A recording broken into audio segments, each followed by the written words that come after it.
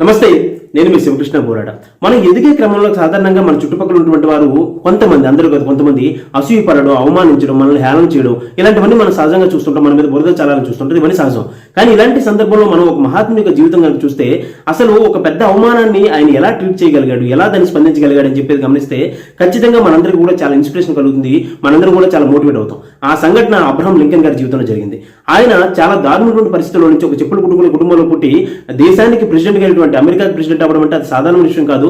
ఎంతో కష్టపడి, ఎన్నో సంవత్సరాలు కష్టపడి అమెరికాకి ప్రెసిడెంట్ అయ్యి ఒక రోజున ఆ యొక్క ప్రెసిడెంట్ అయిన తర్వాత ఒక సభలో మాట్లాడుతున్నారు. అక్కడ చాలా మంది ధనవంతులు కూర్చున్నారు. ఈ ధనవంతులు చాలా మంది అసూయపరులు చెప్పులు కుట్టుకునేవాడు ఈ రోజు మనకి గైడ్ చేస్తున్నాడు, మనకి ఇలా ఉండాలి, ఇలా ఉండకూడదు అని చెప్తున్నాడు అని చెప్పి అసూయతో తట్టుకోలేక లేచి నిలబడి తన కాలుకున్నటువంటి షూ ఒకటి తీసి గాల్లో ఇలా ఊపుతూ ఇది మీ నాన్నగారు కుట్టిన షూ, ఇది బ్రతికని చెప్పి చాలా వెటకరం చేసి నవ్వాడు అనమాట.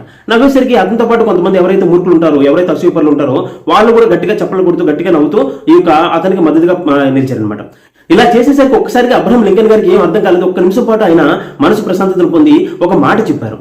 అయ్యా, నేను మీకు చాలా రుణపడి ఉంటాను. ఇలాంటి సందర్భంలో మా నాన్నగారు నాకు గుర్తు చేశారు. ఎందుకంటే మా నాన్నగారు మాకు నేర్పించింది ఏంటంటే ఎలాంటి పరిస్థితుల్లో కూడా తప్పుడు మార్గంలో ధనం సంపాదించుకో, ఇప్పుడు కూడా సరైన మార్గంలో ఉండు, నలుగురికి సహాయపడేటట్టు జీవించని చెప్పి చిన్నప్పటి నుంచి ఆయన మాకు నేర్పించారు. ఆ కష్టపడడం నేర్పించడం వల్ల ఈ రోజు మీ స్థాయిలో ఉన్నాను. ఇలాంటి సందర్భంలో మా నాన్నగారిని గుర్తు చేసినందుకు మనస్ఫూర్తిగా మీకు ధన్యవాదాలు తెలియజేస్తున్నానని చెప్పేసి ఇంకో మాట ఆయన అన్నారు. ఇప్పటికీ నాకు చెప్పులు కుట్టడం బాగానే గుర్తుంది. మీరు కనుక ఒకవేళ ఆ షూ పాడైపోతే ఆ షూ నాకు ఇవ్వండి. నేను ఇంకా నా యొక్క డ్యూటీ టైం అయిపోయిన తర్వాత ఎప్పుడైతే ఇంటికి చేరుకున్న తర్వాత మళ్ళీ ఆ షూ కుట్టేసి మీకు నేను తెచ్చిస్తాను. ఎందుకంటే మా నాన్నగారు కుట్టిన షూ కాబట్టి అది నాకు బాధ్యత అని చెప్పేసి ఆయన చెప్పారు. ఇంత పాజిటివ్ గా స్పందించేసరికి అక్కడ ఉన్నటువంటి మంచి వాళ్ళు ఎవరైతే ఉంటారో వాళ్ళందరూ లేచి నిలబడి క్లాప్స్ కొట్టారు. ఎవరైతే ఈ అహంకారంతో ఇలా ప్రవర్తించారో వాళ్ళకి వాళ్ళ చెప్పుతో వాళ్ళు కొట్టుకునేటట్టు అంత గొప్పగా సమాధానం చెప్పగలిగారు.